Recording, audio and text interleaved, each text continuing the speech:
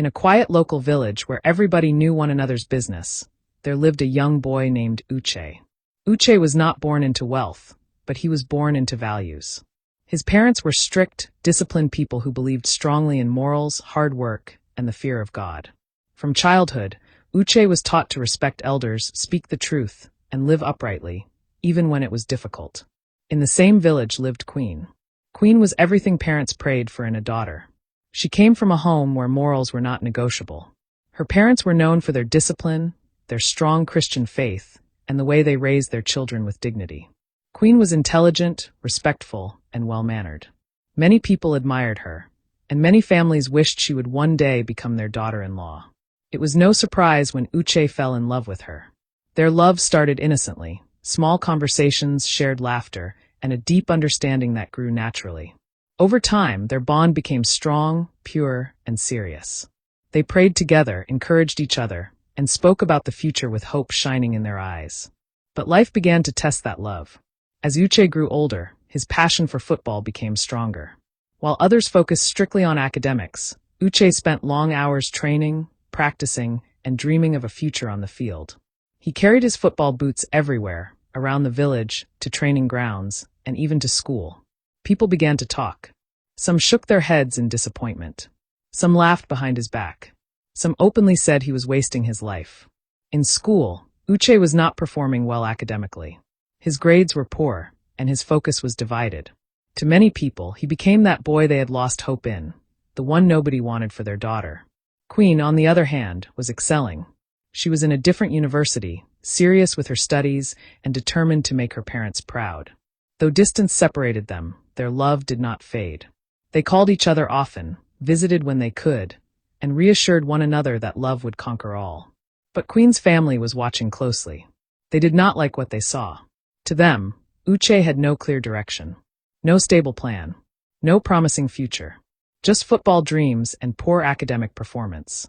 How can our daughter end up with a boy like this? They asked themselves. They warned Queen repeatedly. They advised her to focus on her education and forget about Uche. They made it clear that they would never accept him as a husband.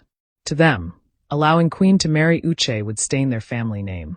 Even Uche's own family was not comfortable. They loved their son, but they were worried.